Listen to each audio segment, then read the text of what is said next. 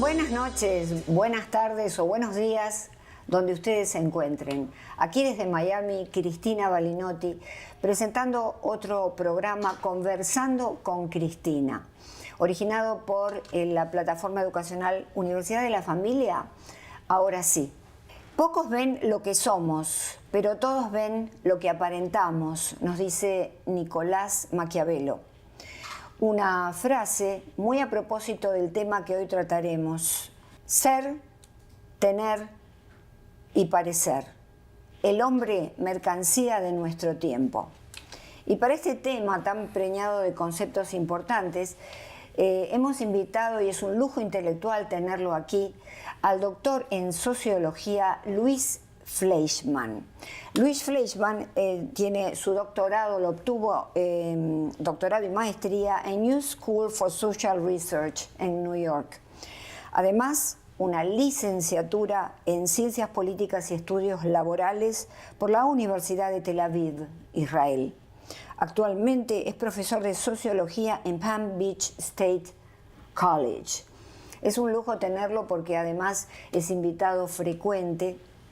Luis, encantada que estás aquí con nosotros. Un placer estar aquí contigo, Cristina. Es un lujo realmente porque tú eres invitado frecuente a todos los canales de radio, de televisión, para América Latina y para todo Estados Unidos. De modo que tu currículum es tan extenso que necesitaríamos mucho tiempo para poder desarrollarlo. De modo que antes de hacerte la primera pregunta, voy a hacer un contexto para la audiencia. En los Estados Unidos, los negocios de unidad de almacenamiento público ocupan 2 millones de metros cuadrados. Esto lo dice el Urbis Real Estate. Además, deviene una renta anual de 37.000 millones de dólares.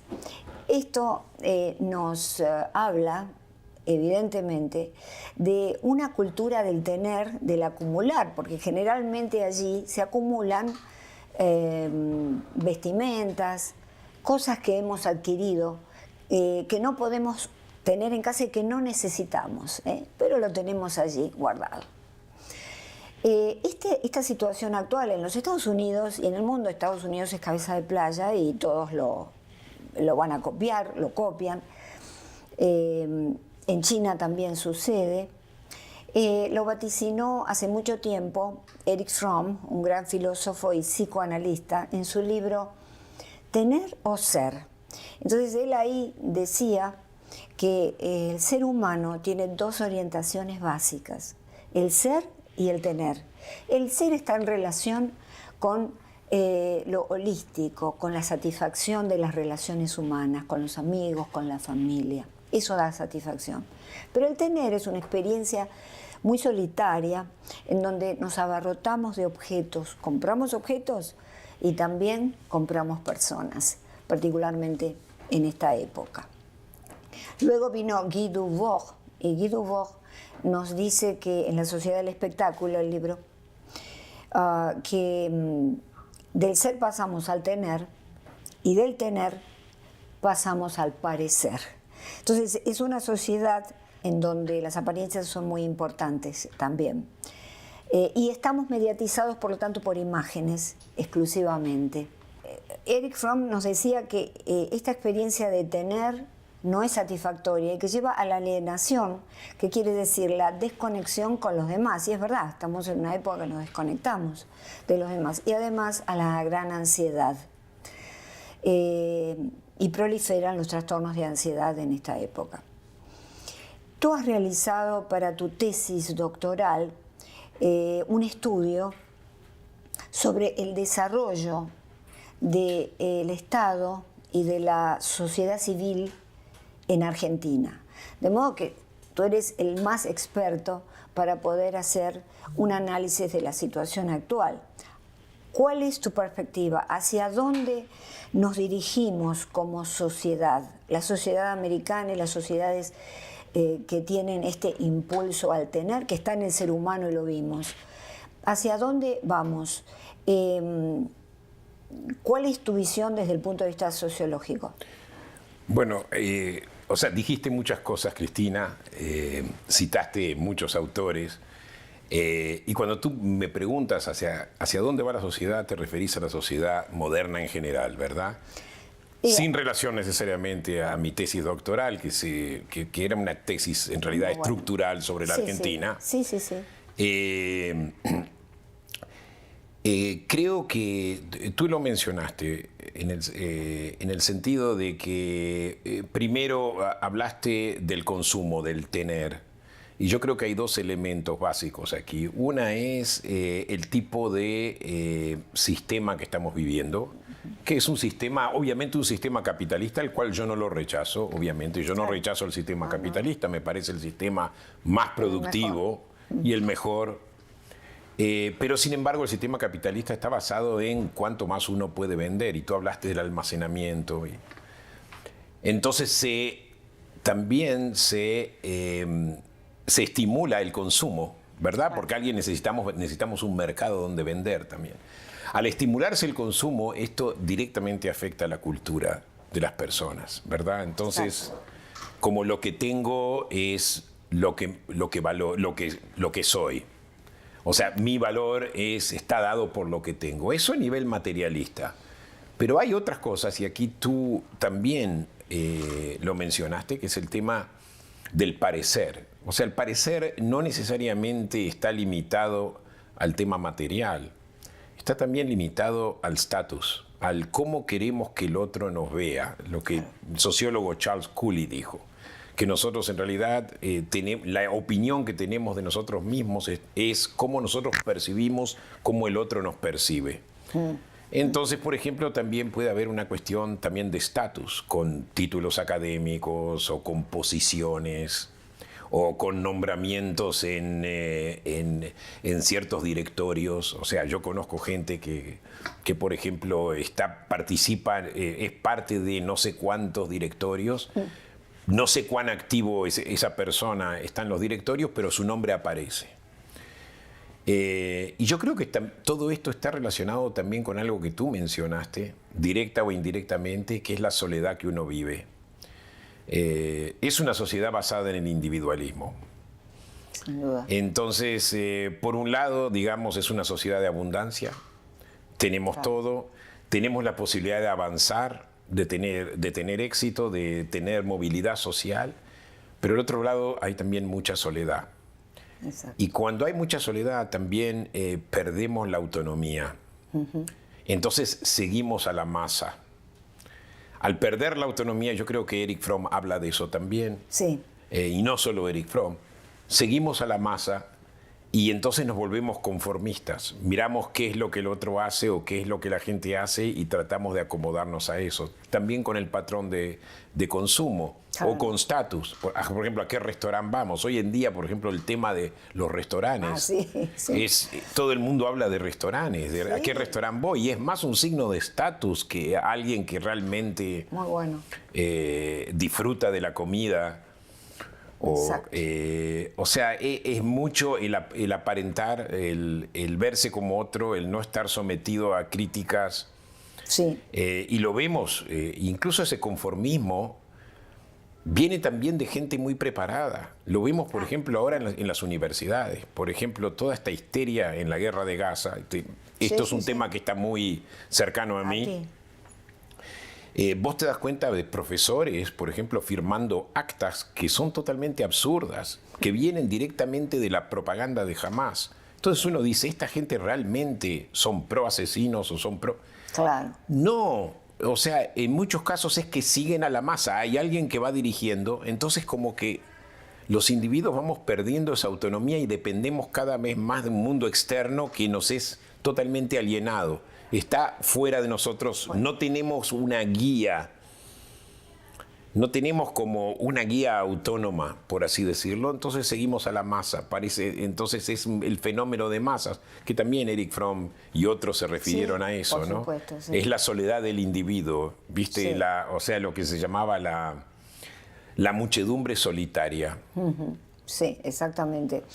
Y con respecto a esto también del parecer, tiene toda una raíz del tener y del parecer, tiene una raíz en lo psicológico, ¿no? En la psicología y en el psicoanálisis. El doctor Sigmund Freud habló que nosotros estamos, que necesitamos comprar objetos. Porque habló de una fuerza psíquica que se llama deseo, que no es el deseo sexual, es el deseo ligado a lo inconsciente y ligado a la búsqueda de satisfacción. Vamos comprando un objeto, pero no nos satisface, necesitamos comprar el segundo y el tercero. Y esa insatisfacción, dice Freud, es porque en realidad estamos buscando en los objetos revivir la vivencia primera de satisfacción en el encuentro con la madre. Eso que nunca vamos a volver. No la madre, sino esa primera vivencia de satisfacción al nacer. Es una explicación interesante, ¿no? Y por supuesto que es una búsqueda fallida, ¿no? Por eso las mujeres tenemos 50 pares de zapatos, carteras, los hombres autos, si lo pueden comprar, las corbatas, los relojes. Estamos todos buscando a ciegas, porque en realidad no es consciente esta fuerza. Casas, ¿no? Que uno no termina de pagar nunca. Casas. Claro. Mansiones enormes. Mansiones, lo que vemos acá en Estados Unidos es bravo, sí. Y después lo del tema del parecer. Otro psicoanalista, Lacan, que revolucionó el psicoanálisis, ingresando a la semiótica en todo el psicoanálisis, habló de que en realidad este deseo es el deseo de que el otro me reconozca. Es el deseo de que yo pueda lograr nosotros un lugar especial en el aprecio del otro, que esté en su memoria, que esté en sus pensamientos. Entonces, por eso se va construyendo lo que hoy tenemos, que es una sociedad de las apariencias. Digamos, es una cultura de las apariencias y una cultura visual. Y por ese parecer es que la gente hace cualquier cosa, desde ser los más temerarios, como los adolescentes que se suben a los techos de los trenes en movimiento, ya murieron 4 o 5, adultos que hacen cosas similares, o si no tenés que ser el más bello, el más rico. Hay gente que se saca fotos con aviones privados atrás y no tienen un centavo, pero la ponen en Facebook, en Instagram, para que la gente piense que él tiene todo eso o ella. Es decir, en un sentido es una sociedad vacía, es una sociedad vacía, en ese sentido, ¿no? Por supuesto, en donde ya no nos escuchamos, Luis, ya no hay diálogo como antes, ¿no? Son todas imágenes, hacemos el scroll down de Instagram, de Facebook, y eso es todo lo que vemos, ¿no? Entonces, la pregunta sería, ¿cómo ves, porque tú eres profesor, cómo afecta a la juventud actual, a la generación Z, tendrás alumnos de más de 20 años, este tema de vivir en una cultura de las apariencias y como son nativos digitales, ¿no? Evidentemente estar siempre en las redes, pero más aún, algo todavía más perturbador, es el hecho de que vivir en una cultura en donde ya no hay que formarse, no hay que estudiar, no hay que esforzarse para hacer dinero. ¿Por qué? Porque lo que tienes que hacer es popularizarte entre millones de viewers, millones de personas, como un youtuber, como un influencer, que esa palabra me da mucha gracia, influencer, ¿verdad? Cuando uno ve lo que intentan influir, ¿no? Lo que intentan hacer. Esto es perturbador, porque entonces la credibilidad de ese individuo es solamente a través de los viewers, los likes y los seguidores, ¿verdad? ¿Cómo lo ves tú, sociológicamente, en un estudio de...? Sí, creo que de vuelta mencionaste muchos puntos y muy interesantes. Primero quiero referirme al tema del reconocimiento que tú hablaste. Creo que el hombre es un hombre social, o sea, nosotros sin la sociedad no somos nada. Exacto. Fíjate tú, por ejemplo, la lengua. Cuando nosotros pensamos en términos lingüísticos, ¿verdad? Sí.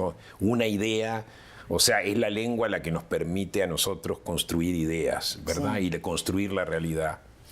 O sea, dependemos de la sociedad. Cuando pensamos en categorías sociales. Sí. Incluso identidades nuestras son identidades sociales. Cuando hablamos de la identidad individual, podemos tener una identidad nacional, podemos tener una identidad religiosa, una identidad étnica, sí. Pero es como que la identidad de alguna forma se vuelve como una necesidad individual también. Entonces, cuando estamos hablando de que somos tan dependientes de la sociedad, yo pienso que el reconocimiento tiene algo de legitimidad. No quiero desmerecer que alguien, digamos, se sienta bien porque otros lo reconocen. Y de hecho en Estados Unidos existe algo que yo creo que es de las pocas sociedades que yo conozco donde continuamente se dan premios a la gente. Se dan premios y reciben premios y ¿viste? En el lugar de trabajo y todo eso. Y yo creo que es una forma de estimular a la gente para que ellos sigan produciendo, para que sigan trabajando bien. Uno necesita sentirse bien que otros lo reconozcan, porque a veces es difícil reconocernos a nosotros mismos cuando no hay nadie que te reconozca. Es difícil juzgarnos a nosotros mismos cuando estamos viviendo esa soledad individual, ¿verdad? Sos tú contigo mismo y nadie más. Al menos que seas muy narcisista, ¿no? Claro, pero bueno, ahí tienes solucionado el problema. Claro, ahí está. Entonces, en ese sentido no me parece mal. Ahora, el tema de las apariencias, yo pienso que los medios sociales han permitido a mucha gente anónima, que nunca hubiese llegado por medios institucionales a nada, reconocerse. Hay como una especie de democratización de individuos que en realidad son individuos comunes y corrientes y que de repente demuestran cierta habilidad. O sea, no todo el mundo es influencer. Es verdad, ahí tenés que tener cierta personalidad para ser influencer, tenés que tener cierta atrevimiento, incluso diría yo, para mostrar algo que tú crees que nadie sabe o que nadie conoce. Y hay algunos que se hicieron famosos, incluso te puedo nombrar a alguien como Candace Owens, que en realidad es una persona racista, es una persona totalmente... Y sin embargo fue a través de los medios sociales que de repente la contratan y la ponen a trabajar con alguien que ya tiene reconocimiento como Megyn Kelly. Y es una persona racista, yo diría fascista en su alma. Claro. Y ahí está. Pero otra cosa que yo noto en los medios sociales es que es una gran oportunidad para generar impresiones. O sea, es lo que tú dijiste antes. Yo puedo a través de los medios sociales venderme por algo que no soy. Claro. Y lo vemos permanentemente. En gente que muestra fotos en ciertos momentos y entonces tiene un montón de likes. Me gusta, y qué genial, ya y qué bien. Vale por eso. Ahí está. Entonces, entonces uno a veces, y de repente uno a veces recibe muchos elogios y pierde noción de lo que uno es también. Claro. Porque a la larga uno dice, a mí me están elogiando por esto, pero ¿soy realmente yo? En algún momento voy a desilusionar. En algún momento... Entonces, es lo que dije antes, ¿no? Los medios sociales es una forma de presentarse, lo que llama en inglés impression management, que a propósito no solamente son individuales que hacen eso, o sea, individuos que hacen eso, sino son también hoy compañías, todas las compañías. Claro, sí. Hoy en día el marketing es fundamental. Hoy en día la profesión de marketing, que en realidad marketing es vender un producto, es presentar una imagen. Eso es lo que es. Incluso cuando yo hablo con mis alumnos de sociología, yo siempre digo, si ustedes necesitan un abogado o un contador, entonces van a hacer shopping para ver qué abogado, qué contador. Y de repente van a un contador que tiene un estudio perfecto con lindos cuadros y los sillones impecables. Y van a otro contador y que tiene una pila de cosas y todo, y el trabajo. Claro, y todo parece revuelto y caótico en él. ¿Y a quién van a elegir? Entonces la mayoría dice, sí, vamos a elegir al que tiene los sillones lindos y los cuadros. ¿Por qué? Porque da la impresión de que es mejor. Pero por ahí ese contador que tiene caos en su escritorio, por ahí es mejor contador, porque está haciendo muchísimas cosas a la vez y está ocupado en el trabajo y menos en las apariencias. Exactamente. Sí. Así es. Sí. Sí, de hecho, las personas más caóticas en el trabajo, cuando tienen el escritorio todo así revuelto, son las personas que rinden más, conocen mentalmente dónde están sus cosas, a pesar de que el otro lo ve como un caos. Exactamente. De modo que sí, es de confiar en de esas personas, sin duda. Claro, sin duda. entonces las apariencias pueden llegar a engañar. Pero es interesante que la mayoría dijo, no, yo voy con el que tiene todo lindo y todo.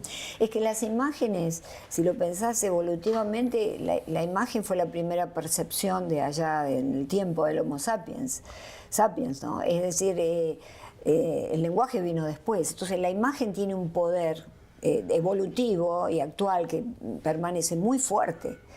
De ahí también que las apariencias siempre son importantes. Hay un costado como antropológico en eso, ¿no? Estamos...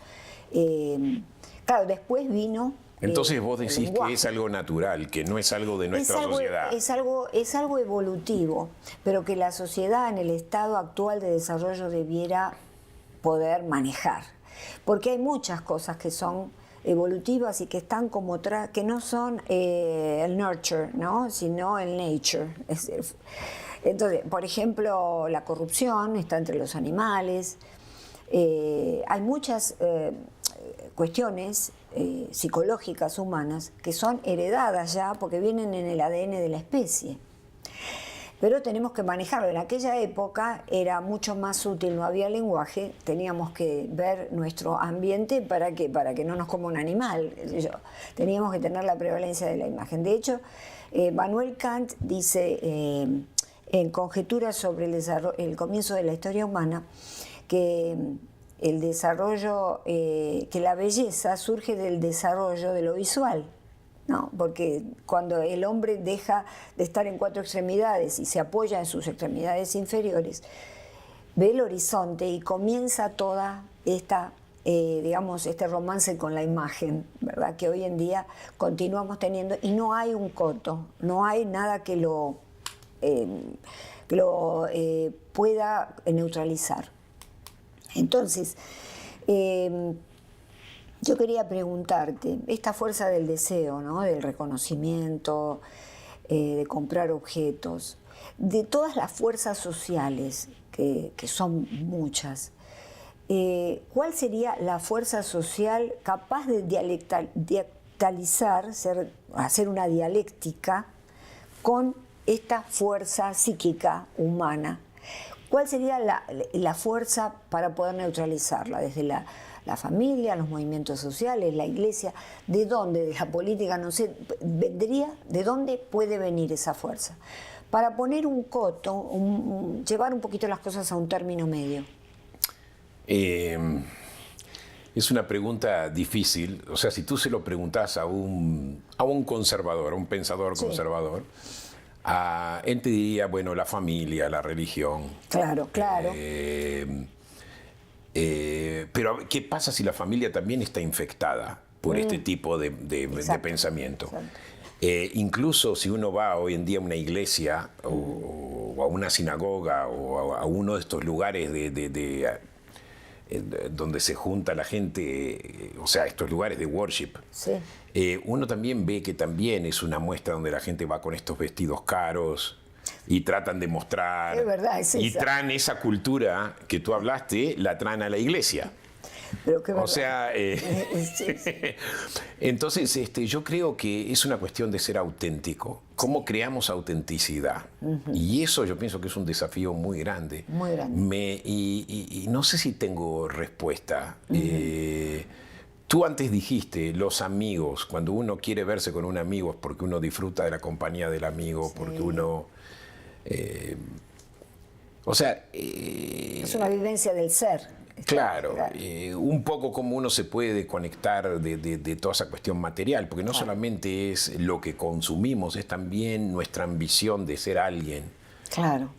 Entonces, ¿cómo, digamos, dedicarse un poquito más a cultivar las amistades Muy bueno. sinceras y auténticas? No las amistades donde uno dice, mirá lo que este tiene, o este se compró un coche, yo me voy a comprar uno igual. Sí, donde hay mucha envidia. Donde hay mucha envidia, que eso pasa también. Por eso te digo, están todos los caminos minados.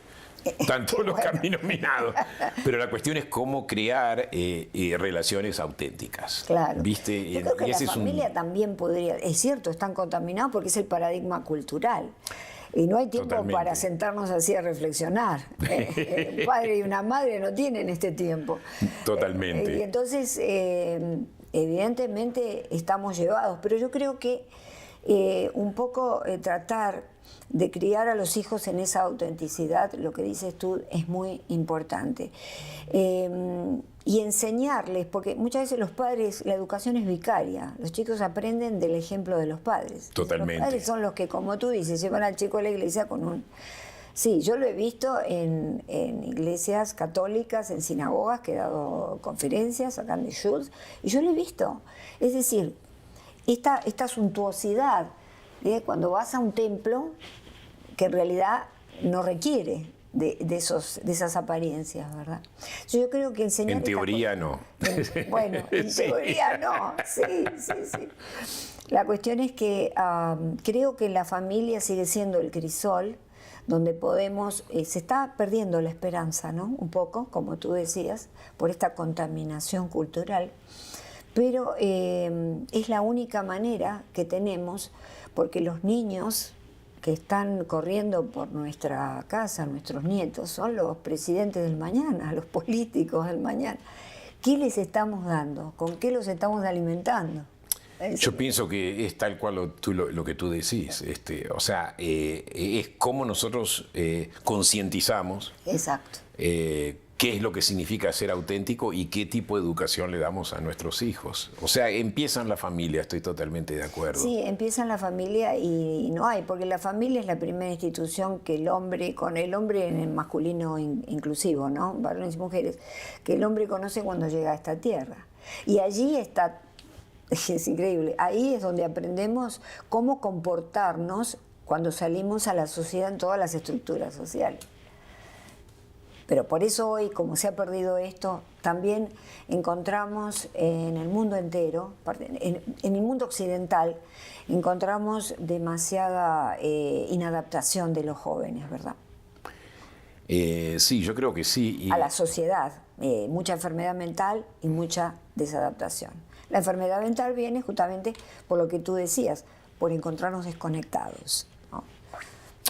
Estoy totalmente de acuerdo y diría yo que incluso las generaciones jóvenes creo que han heredado también todos estos, no sé cómo llamarlo, si vices sí. En inglés Sí. o todos estos defectos, o sea, lo vemos en la generación. O sea, la generación joven hay mucha apariencia. Uno piensa que las generaciones nuevas son...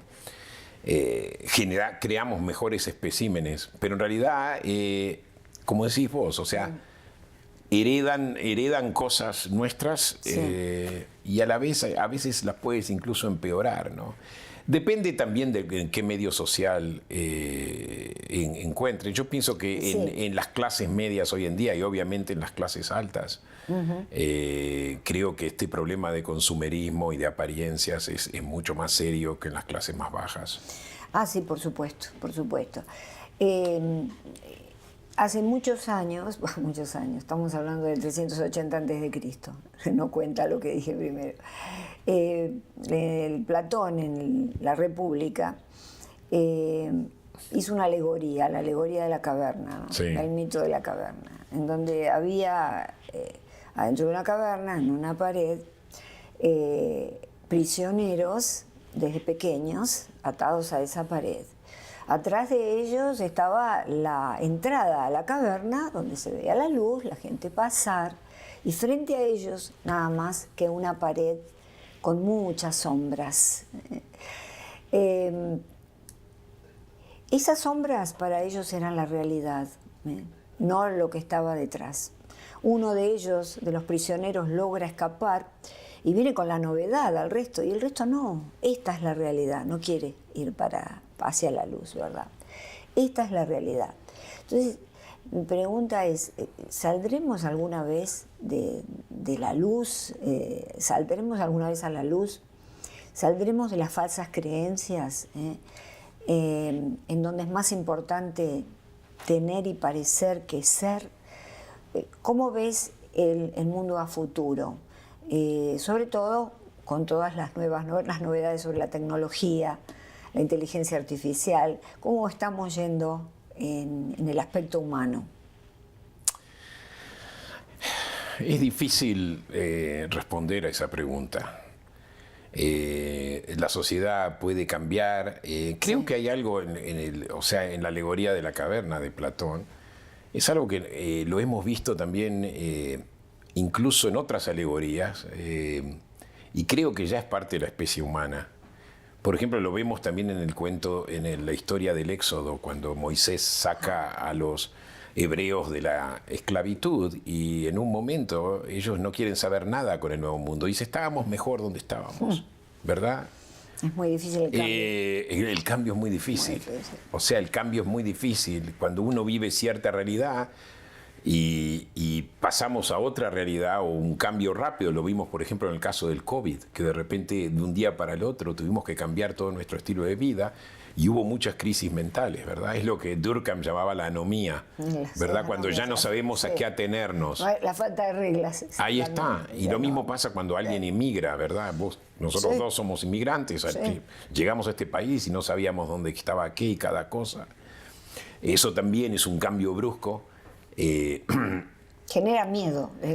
Ahí está. El cambio genera miedo, el cambio genera crisis, por más que el cambio ese tenga una promesa positiva. Sí. Creo que tiene que ser un cambio gradual. Claro. Tiene que ser un cambio gradual. Quizá tenga que haber una crisis muy grande, no sé. Un proceso. Pues todo es un proceso. Un proceso. Claro. Pero yo creo que hay esto en la naturaleza humana, somos reacios a cambiar nuestra realidad de la realidad como la percibimos. Exacto. Y hoy vivimos un mundo de mucho cambio. Tú mencionaste inteligencia artificial, tecnología. Yo cuando hice mi doctorado que acabas de mencionar, yo lo hice mirando bibliotecas que estornudabas cada 2 segundos o archivos. Hoy en día es todo digital, escribir. También, claro. Claro, o sea, el cambio que hubo en los últimos 20, 25 años es de no creer. Sí. Y los cambios son profundos. Todo el tiempo está saliendo algo nuevo. Todo el tiempo tenemos, o sea, hoy en día damos clases, o sea, clases que hay por Zoom, todo es digital. Hoy en día no hay pagar una cuenta, es todo digital. Sí, completamente. Por eso te digo, y los cambios continúan, y yo pienso que las generaciones estas que vienen van a seguir viviendo con cambios permanentes. Se va a acelerar. Seguro. Entonces yo creo que van a tener que estar acostumbrados a adaptarse a estos cambios, ¿no? Pero de vuelta, ¿cómo volver a una vida auténtica, una vida existencial auténtica? Yo pienso que es una pregunta muy que no tiene una respuesta muy clara. Por lo menos yo no la veo. Lo que tú dijiste, ¿viste? Si tú te sentís que podés vivir una vida auténtica, es lo que le mostrás a tus hijos, lo que le mostrás a tus nietos. Claro, exactamente. Y esperás que tus hijos sigan tu ejemplo. Claro. Pero tenés que primero estar bien consciente de eso. Y no sé cuánta gente, yo creo que la mayoría no es consciente. Hay tanta enfermedad. De la importancia de vivir auténticamente. No, de vivir el presente. Porque vivimos en realidad en el futuro. Nuestra mente está siempre en el futuro. ¿Qué voy a hacer mañana? ¿Qué voy a hacer el mes que viene? Tenés obsesión con el planeamiento. Hay gente que está obsesionada con el planeamiento. Sí. Y planean. Claro. ¿Viste? Bueno, ¿qué vas a hacer en los próximos 5 minutos? Claro. No sé. Claro, yo creo que hay un gran músico que cuando falleció le preguntaron al hijo, ¿por qué tu padre era tan exitoso y creaba todas estas sinfonías? Porque cuando estaba haciendo algo, estaba en el momento. Es decir, si estaba pelando una manzana, se ocupaba de ver el color, el aroma, el gusto. Es decir, no estaba en el pasado y en el futuro.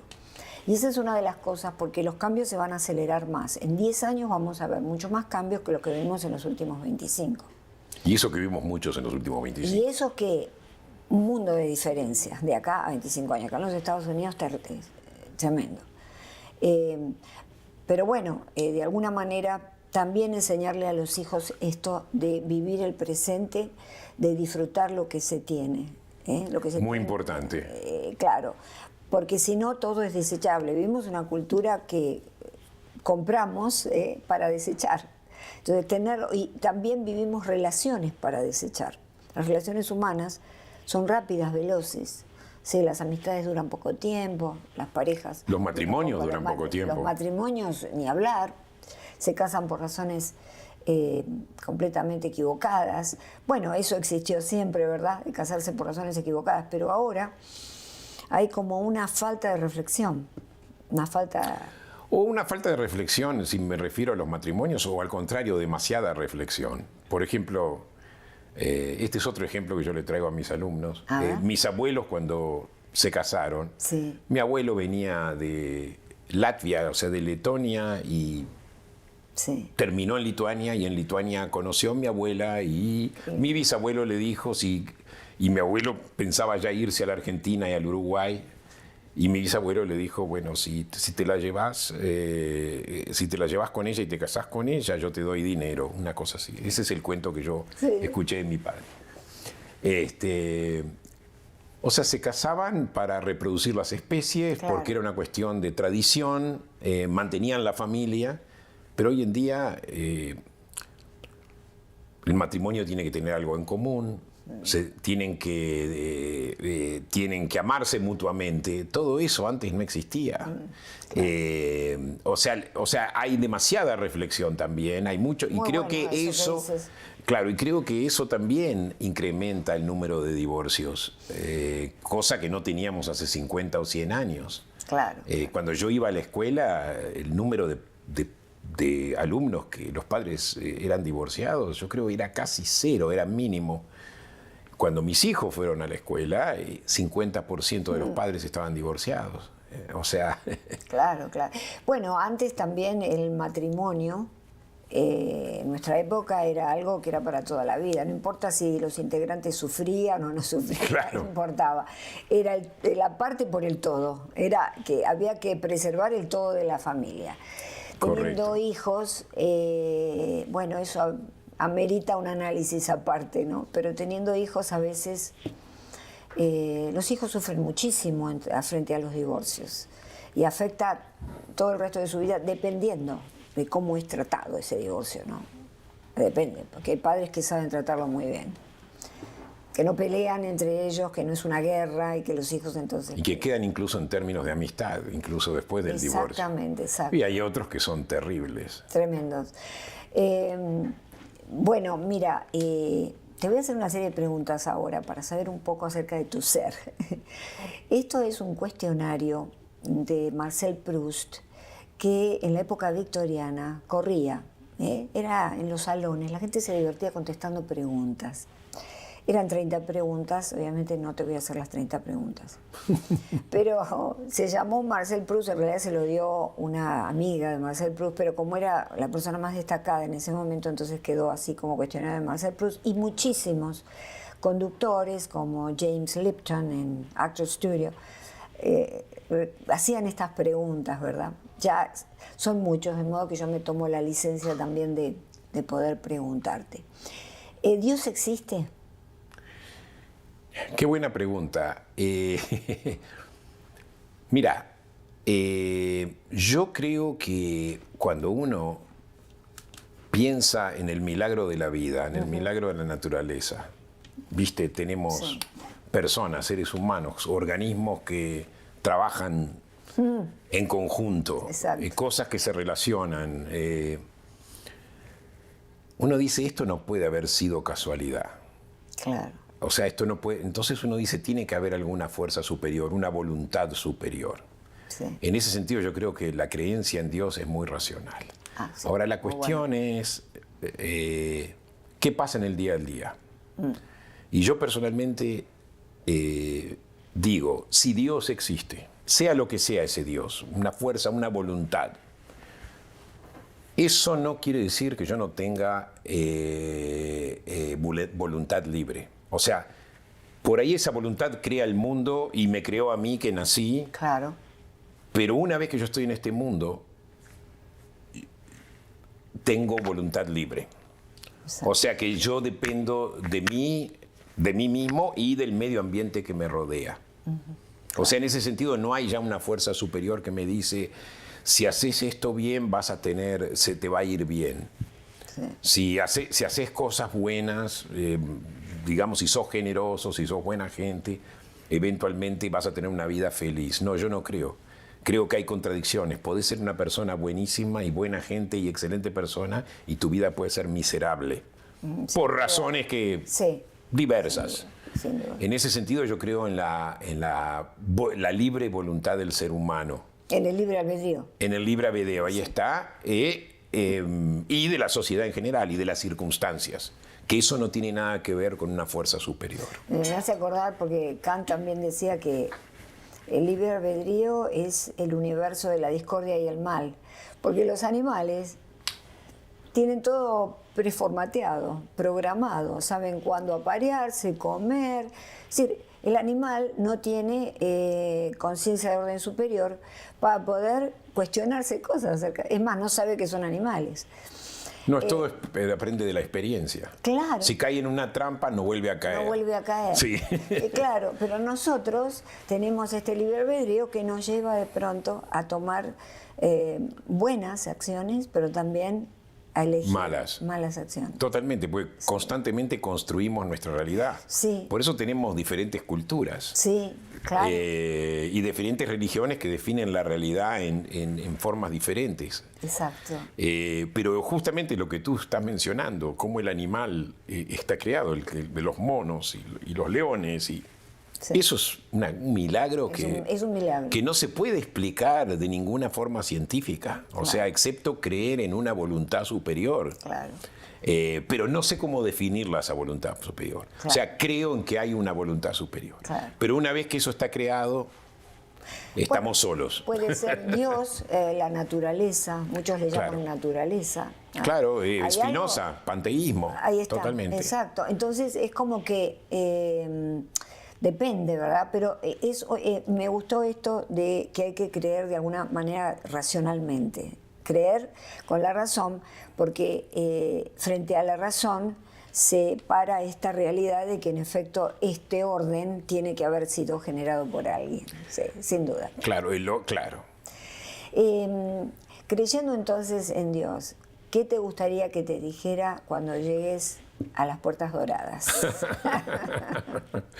Es interesante porque justo ahora empiezo a enseñar hoy, el primer día, un curso sobre el morir, y se llama La muerte y el morir. Qué bueno. Entonces, me hizo reflexionar a mí qué es lo que yo pienso de la muerte. En realidad a mí no me asusta la muerte.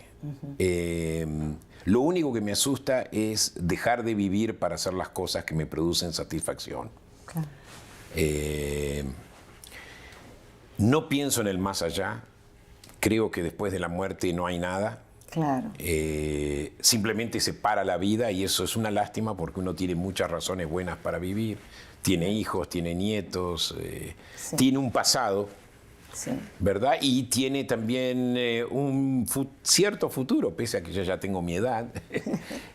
Cosas que me desafían día a día, Claro. ¿verdad? Entonces, realmente no pienso en el más allá, pero... Y no sabría si después de un tiempo... yo pienso que nosotros le damos sentido a la vida, nosotros disfrutamos de la vida, aquellos que disfrutan de la vida, yo me considero uno de ellos. Justamente porque la vida es corta, Claro. Exactamente. porque tenemos cierto límite. Entonces yo creo que si yo llego al cielo y tengo que elegir, yo digo que me dejen descansar tranquilo. Ah, muy bueno. Directo. Lo vivido ya está. Claro, exactamente, exacto. Sí, evidentemente morir es un acto, si uno lo piensa racionalmente, es un acto final, ¿no? Hay quienes hablan del alma, de la diferencia con el espíritu, que el alma sí trasciende, el espíritu muere porque es la energía que nos constituye en el cuerpo. Pero es una discusión muy interesante esto, sobre la muerte. Y muy bueno el curso que vas a dar, entonces. Sí, bueno, vamos a ver cómo me va. Como siempre te va a ir perfecto. Sí, ya.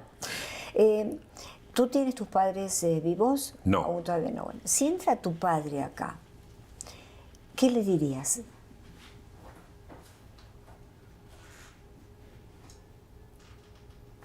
Qué interesante, ¿no? Porque tu pregunta es muy buena, porque yo conozco gente, por ejemplo, que hace cosas y se los muestra a los padres.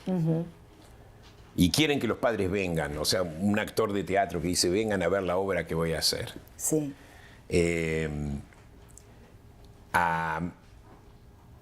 Para mí es interesante porque tú hablaste de lo que al principio cuando me introduje, o sea, Sí, me presentaste, vos me hablaste de que a mí me llaman por la televisión y que estoy así, lo cual es verdad. Yo no lo hubiese hecho nunca estando mis padres vivos, porque siempre temí la crítica de ellos. Claro. Viste, que me digan, bueno, esto sí, esto no, podías haber hecho esto, podías haber hecho lo otro.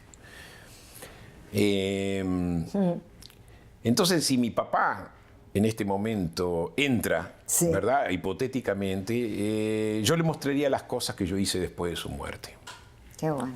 Que fueron muchas. Sí, sí. Fueron muchas, porque mientras él estaba vivo, yo creo que hubo cosas que yo no hubiese hecho en público como las hice después, por ejemplo. Cosas que yo me animé. Me acuerdo la primera vez que me llamaron para una entrevista televisiva. Esto te doy un ejemplo, Sí, porque no es lo único, ¿no?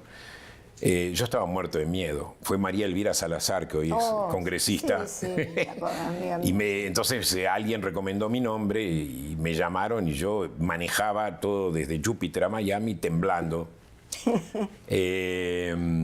Hasta que probé y lo hice y me di cuenta de que no, al contrario. Y después me volví como adicto a aparecer en televisión, a expresar mis ideas, porque dije... Porque te reconocían bien. Claro, porque me reconocían. Entonces, claro. hoy yo le diría a mi padre, mira cómo me reconocen.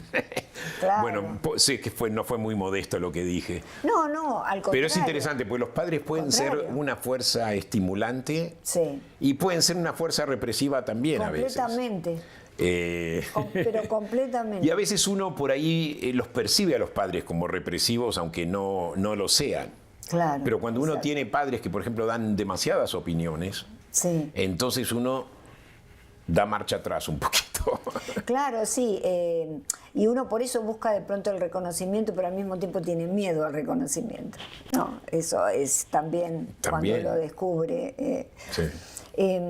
Si entra aquí Luis Fleischmann con 17 años, ¿qué le dirías?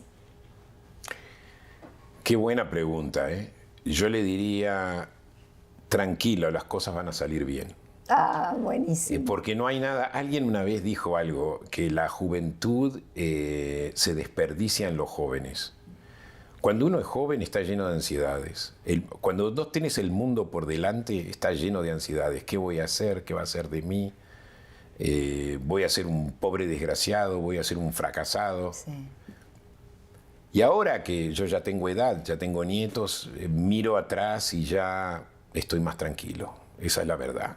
Claro. ¿Entendés? Como que estoy más tranquilo y como que la vida no era tan terrible como yo me la imaginaba cuando tenía 17 años, ¿no? Claro. Más que imaginarme la terrible a la vida, me la imaginaba como un desafío muy grande, como que las cosas eran difíciles, como que era difícil en un mundo tan competitivo ser alguien. Sí. Lo es. Y no tampoco tenía idea de cuáles eran mis talentos y dónde me podía ir bien. No tenía idea de qué carrera tomar, nada de eso. Entonces hoy en día, si entra Luis Fleischmann a los 17 años, yo le diría, tranquilo, tranquilízate, las cosas van a salir bien, lo único. Muy bueno. ¿Qué esperas de tus amigos? ¿Cuál es la cualidad o la virtud que esperas en tus amigos?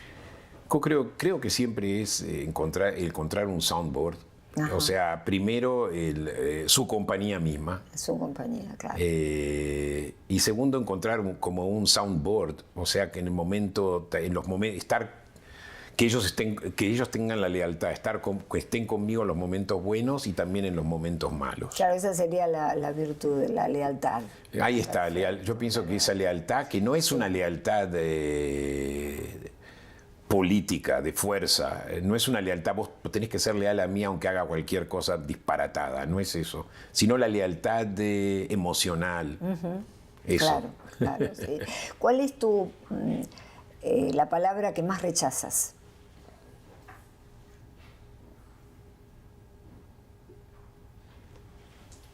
Ansiedad. ¿Y la palabra que más te gusta?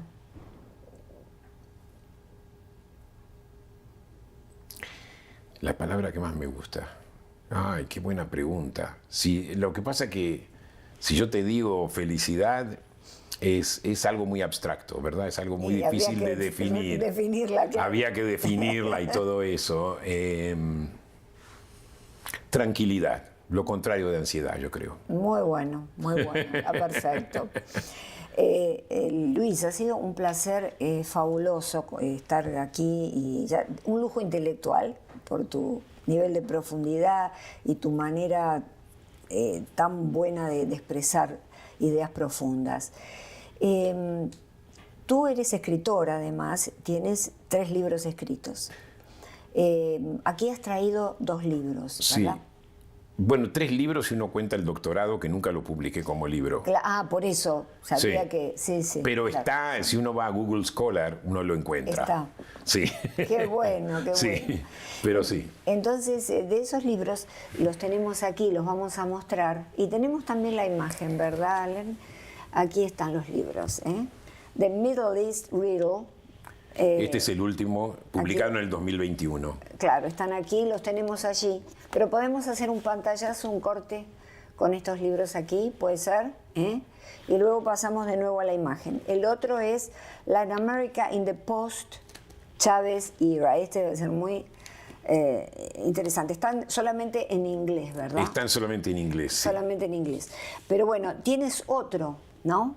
¿El tercero cuál es? El tercero es la tesis doctoral. Es la tesis, la se tesis llama doctoral, State que and la voy a Civil buscar. Society in Argentina. Sí. Y se puede ver en Google.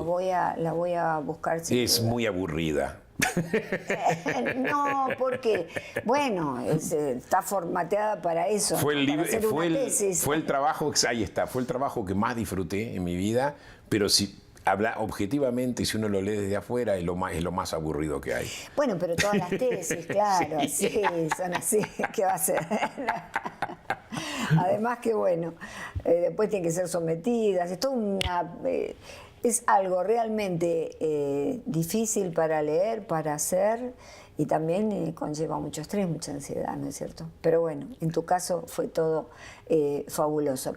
¿Qué te hubiera gustado que te preguntara, que no te pregunté? No se me ocurre porque fuiste muy creativa en todas tus preguntas. La verdad que no me las esperaba tampoco. Bueno, me alegro que te hayan gustado. Sí. Bueno, me gustaron y me desafiaron, ¿no? Es como te dije antes de empezar el programa. Dice, vas a tener que dar un poquito de tiempo para pensar. No se me ocurre qué preguntas me podías haber hecho. Sobre lo social, sobre tu vida personal, algo que a lo mejor quedó allí en el tintero, como se decía antes. No, yo pienso que, mira, uno de los... no sé si yo te sugeriría una pregunta, pero quizá compartir un pensamiento. Perfecto. Perfecto. Una de mis ambiciones más grandes fue algún día poder haber asesorado a un presidente, a alguien para tener esa influencia, un impacto que pueda ser positivo. Muy positivo. Y el libro Latin America in the Post-Chávez Era, por ejemplo, yo lo escribí pensando también en algún político que lo podía leer. Ahí está. Ahí está. lo escribí pensando en algún político que lo podía leer y adaptar alguno de mis ideas. Y yo en aquel momento, en este libro, yo alerté que el chavismo era un movimiento muy peligroso, no solamente para los venezolanos, sino más allá de las fronteras venezolanas, de que podía tener asociaciones con terroristas, con carteles de la droga. Todo eso se cumplió. O sea, en ese sentido fue un libro profético. Como el de Erich Fromm. Claro. Primero hacerlo, el tuyo fue profético. Claro, sí, bueno, sí, en ese sentido. Sí. Es falta de modestia decir eso, ¿no? Pero, no, es la verdad, ¿no? Bueno, entonces yo lo... Yo me acuerdo haber estado en el Departamento de Estado y haber hablado con funcionarios del Departamento de Estado y haberles dicho esto antes de yo escribir este libro. Y miraron para otro lado, como diciendo, ¿qué estás hablando? Tonterías. Claro. Bueno, hoy en día me siento vindicado porque todo se cumplió, lamentablemente. Pero, y esto para mí es satisfactorio, pero por el otro lado es interesante porque, como te dije yo, siempre mi sueño fue el poder asesorar al presidente y particularmente los Estados Unidos. Pero tú fuiste asesor de un candidato a presidente. Correcto, de Mitt Romney. Pero esto es lo increíble y esto es lo que yo quería compartir contigo. O sea, un sueño que uno piensa que es solamente imaginario, un día se me dio. Y se me dio por una casualidad. Y este es el mensaje que quiero mandarle a la audiencia tuya. Y particularmente a los jóvenes. Y se me dio porque yo estaba involucrado en el tema de América Latina. Y cuando fue, si te acordás, el golpe de Estado en Honduras, el golpe de Estado, cuando removieron al presidente en aquel momento que se acercaba al chavismo, se anunciaron nuevas elecciones y necesitaban observadores. Y yo fui como uno de los observadores a esa elección. Y otra persona que fue como observadora era justamente la persona que había sido vicegobernadora de Mitt Romney cuando Mitt Romney era gobernador de Massachusetts. Y ella en un momento me llamó para que yo me acople al grupo de asesores de Mitt Romney. Y eso fue, bueno, lamentablemente Mitt Romney no ganó. Sí. Pero, digamos... ¿Qué experiencia? Fue una experiencia impresionante, porque nos reuníamos cada 2 semanas por teléfono y cada uno escribía sus ideas y después había uno que las condensaba todas. Y eran toda gente de muy alto nivel, eran diplomáticos, algunos eran expolíticos, otros eran que venían de think tanks. Sí. Fue una experiencia espectacular, lamentablemente Romney no ganó, pero mi mensaje es, vale la pena soñar. Sí. Pero cuando uno sueña, uno también tiene que estar caminando hacia ese sueño. Díselo ahí a la cámara. Ahí la para cámara. La gente, sí. Ahí está, lo vuelvo a repetir. Sí, sí. O sea, es bueno soñar, no dejen de soñar, pero es importante también que empiecen a caminar hacia la realización de ese sueño. Se puede dar o no se puede dar, pero a veces milagros suceden. Muchísimas gracias. Realmente ha sido un gran placer tenerte aquí y te felicito por todos tus logros, por todas las cosas que has hecho, inclusive en el gobierno de acá de Estados Unidos. Has escrito artículos, has participado de paneles en el Congreso de Estados Unidos. No sé cuán efectivo fui, pero sí. Bueno, no, pero el hecho de que hayas estado participando. Sí. Así que bueno, un gran placer, un gustazo. Gracias, Cristina, por tu invitación. No, gracias, espero que se repita. Y a ustedes, amigos, los dejo con esta frase. Si yo soy lo que tengo y lo que tengo se pierde, ¿quién soy? Coméntenla con sus hijos y reflexionemos sobre todas las cosas que hoy escuchamos aquí. Hasta la próxima y como siempre les digo, cuídense y cuiden a aquellos seres que aman. Nos vemos.